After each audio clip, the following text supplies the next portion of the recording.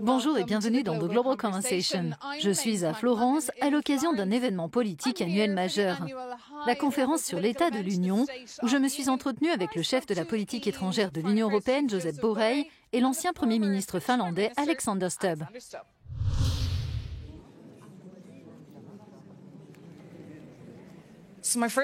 Première question. Depuis le déclenchement de l'invasion de l'Ukraine par la Russie le 24 février, l'Union européenne a agi avec une rapidité jamais vue au cours des dernières décennies. Est-ce le début d'une véritable Union européenne géopolitique ? C'est ce que j'ai dit devant le Parlement européen. Je crois que c'est le moment où l'Union européenne se comporte comme un acteur géopolitique qui prend des décisions, également sur le plan militaire, dans le domaine de l'énergie, en employant un langage de puissance. J'ai beaucoup plus de moyens d'action que ce que l'on pourrait croire. Nous les utilisons, et ce, très rapidement, selon les normes européennes.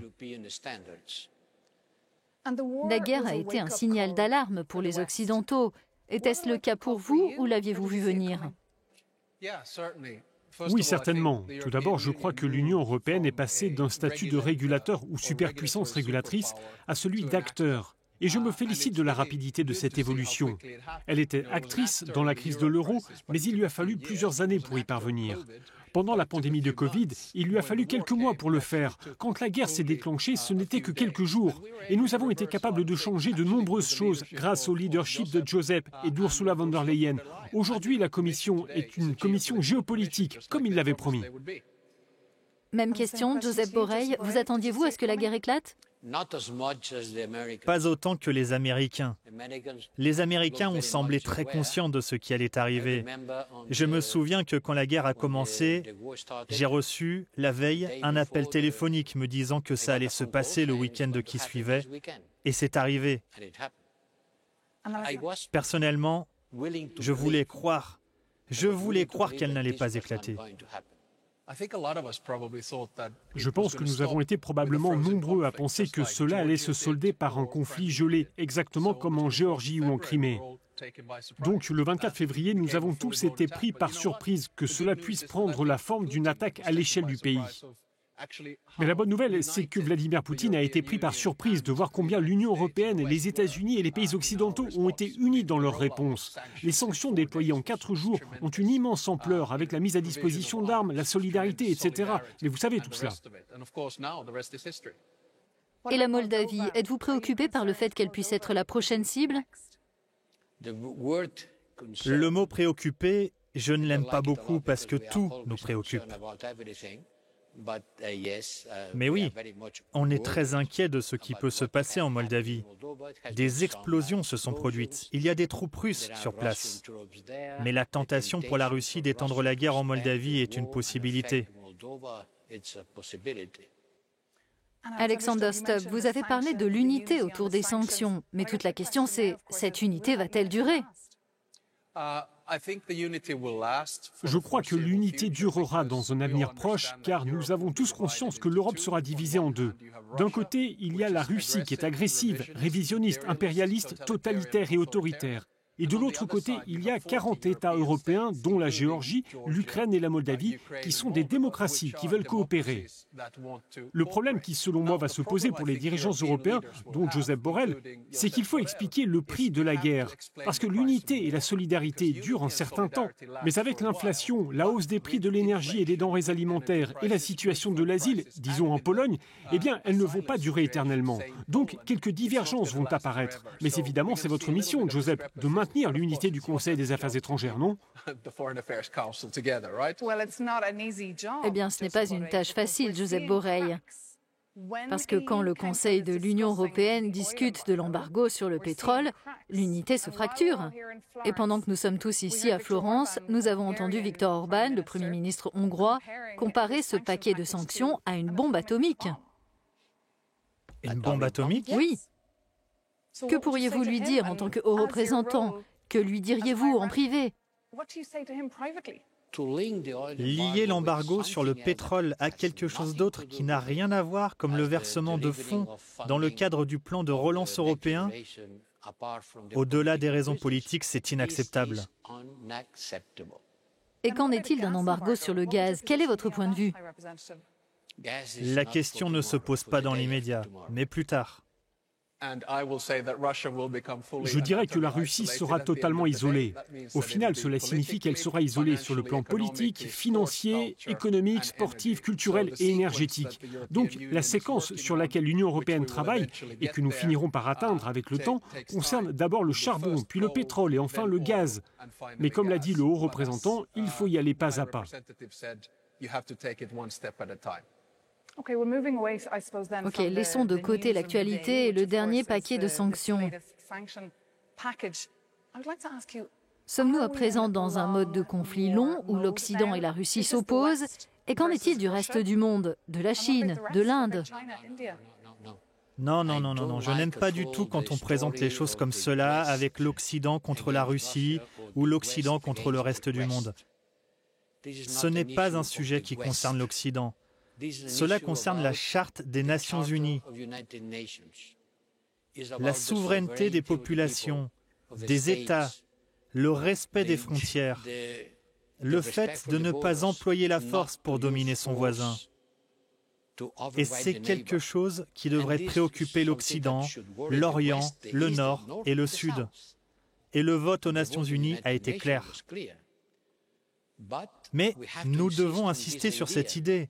Nous ne nous battons pas contre la Russie, nous défendons l'Ukraine. Et défendre l'Ukraine, cela signifie défendre l'ordre international qui s'appuie sur des règles. Sinon, ce sera la loi de la jungle, ce sera la loi du plus fort. Vous voyez ce que je veux dire? Ce n'est pas l'affaire de l'Occident, mais du monde entier. Ce devrait être l'affaire du monde entier. Mais je sais que plusieurs États, des États importants, regardent ailleurs et pour des raisons tactiques qui n'ont rien à voir avec l'Ukraine, ils ne veulent pas vraiment s'impliquer dans la condamnation de la Russie. Nous devons expliquer ce qui est en train de se passer. Je viens de me rendre en Amérique latine pour expliquer à mes homologues ce qui se passe. Mais aujourd'hui, j'ai lu des prises de position de Lula, l'ancien président du Brésil, qui me préoccupent beaucoup.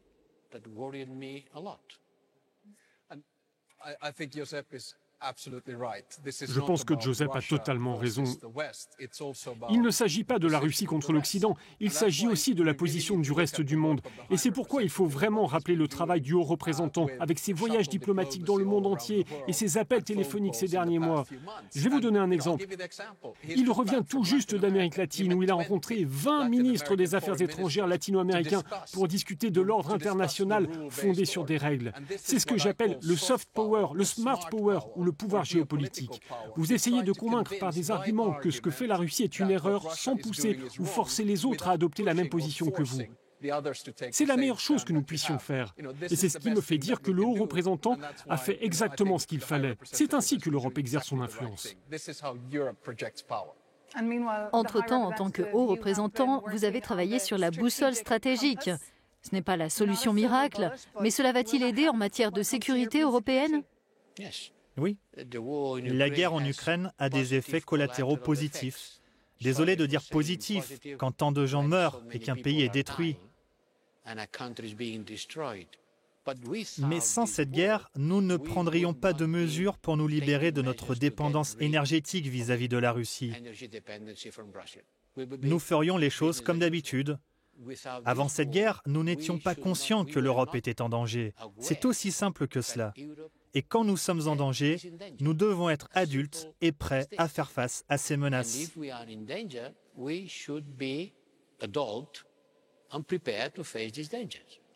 Et l'une des conséquences, Alexander Stubb, concerne votre pays. La Finlande rejoindra l'OTAN. À quelle échéance, avec quelle rapidité cela peut-il se faire ? Eh bien, je pense que le président et le gouvernement feront connaître leur position la semaine prochaine. Et il est très probable que la décision d'intention de candidature sera prise les 15 et 16 mai. Ensuite, évidemment, nous entrons dans une zone grise entre le moment où nous déposons notre candidature et le moment où nous devenons membres. J'espère que nous serons membres d'ici à la fin de l'année. En réalité, je crois que la décision sur l'adhésion de la Finlande à l'OTAN a été prise le 24 février quand Vladimir Poutine a attaqué l'Ukraine. Et c'est à ce moment-là qu'il y a eu un point de bascule dans l'opinion publique finlandaise. Je pense que d'ici à la fin du mois, 80% de la population finlandaise sera en faveur de l'adhésion à l'OTAN. Et pour moi, c'est une situation gagnant-gagnant pour la sécurité de la Suède, de la Finlande, de la région de la mer Baltique et de l'OTAN. Mais quelle sera la réaction du Kremlin, selon vous? Eh bien, le Kremlin réagira à 3 niveaux, de manière hybride, en employant l'outil cyber et l'information. On le constate déjà, mais je pense que la population finlandaise est très résiliente et bien préparée. Nous avons l'une des plus grandes armées permanentes d'Europe, avec 900 000 hommes en réserve, 280 000 qui peuvent être mobilisés en quelques jours. On peut ajouter à cela une soixantaine de F-18. Nous venons d'acquérir 64 chasseurs F-35 et nous avons aussi le système de défense antimissile. Nous sommes totalement compatibles avec l'OTAN. Et je ne pense pas que le Kremlin pense vraiment que la Suède et la Finlande soient en dehors de la sphère occidentale de toute façon. Nous parlons ici de l'élargissement de l'OTAN, mais qu'en est-il de celui de l'Union européenne? Pensez-vous que des pays comme l'Ukraine, la Moldavie et la Géorgie puissent la rejoindre en 2030? Je suis bien incapable de fixer une date. Attendons le travail de la Commission qui doit présenter un point de vue sur la manière de procéder avec une demande d'adhésion de l'Ukraine et d'autres. Mais n'oublions pas que dans les Balkans, 6 pays attendent de pouvoir adhérer à l'UE.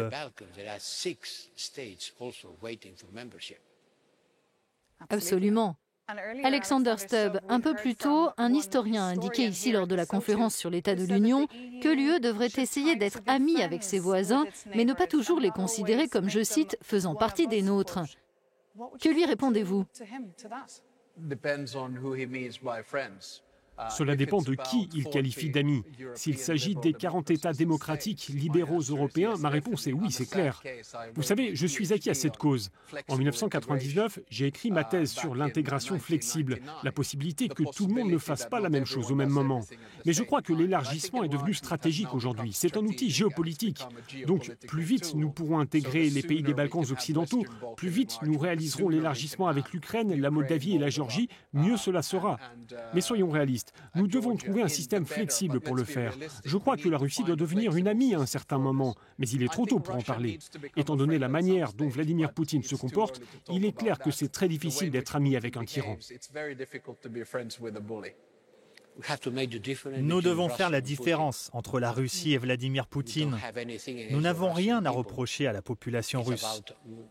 Il s'agit d'un régime, d'un système politique, d'une personne, de la guerre d'un seul individu. Donc oui, nous voulons affaiblir Vladimir Poutine, mais nous ne voulons pas mettre la population russe au banc de l'histoire.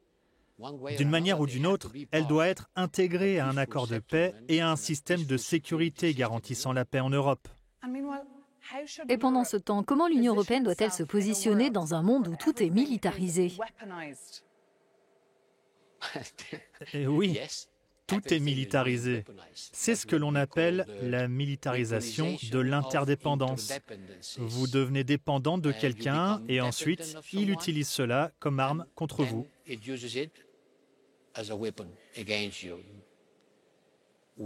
Nous devons être plus autonomes. Nous devons avoir cette autonomie stratégique, ou disons, cette responsabilité stratégique. C'est malheureux qu'au début de la pandémie, nous ayons découvert que pas un gramme de paracétamol n'était produit en Europe. C'est très facile à produire, mais c'était beaucoup moins cher de le faire produire ailleurs.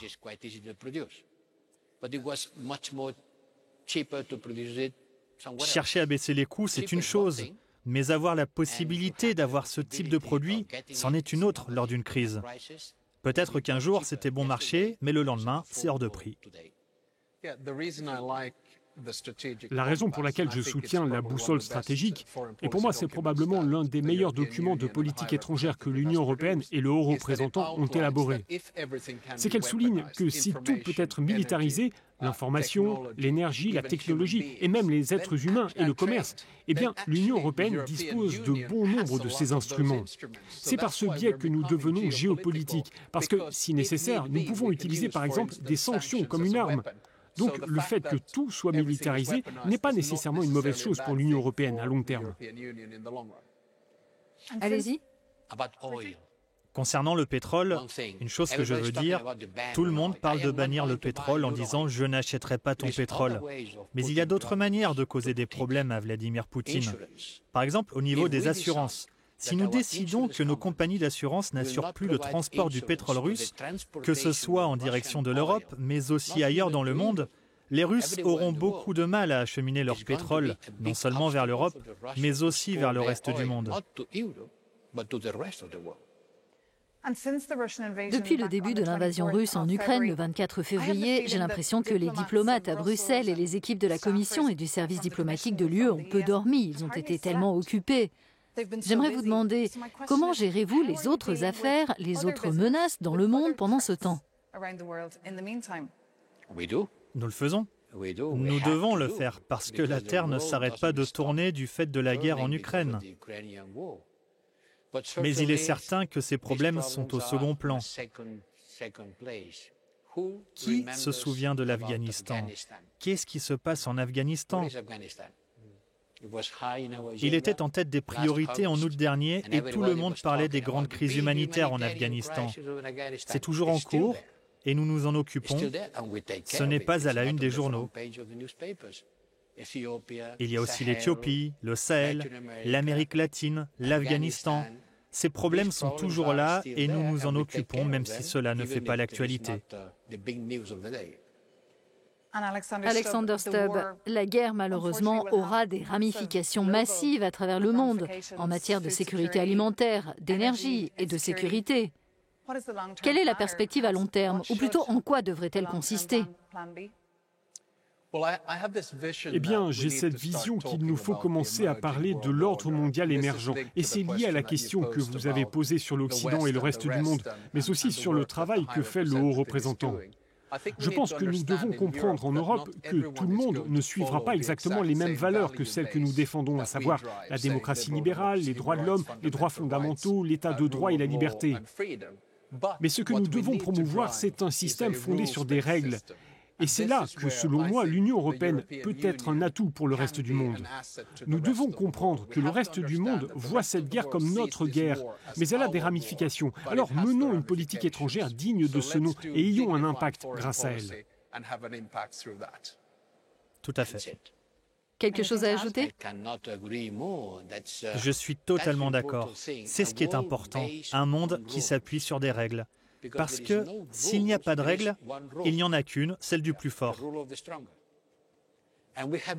Nous avons construit l'Europe comme un jardin à la française, vous savez, bien ordonné et géométrique. Le reste du monde est plutôt une jungle.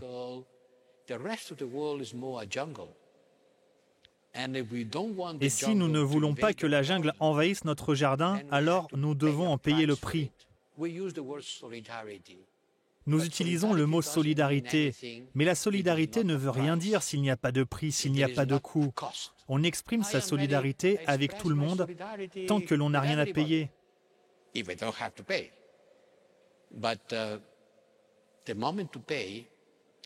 Mais quand il faut payer, c'est le moment de vérité. Et c'est là que nous devons comprendre que la défense de la liberté et la lutte contre ceux qui combattent l'Ukraine auront un coût. Les responsables politiques devraient avoir le courage d'expliquer aux gens que ce coût doit être accepté, car sinon, le coût sera beaucoup plus élevé.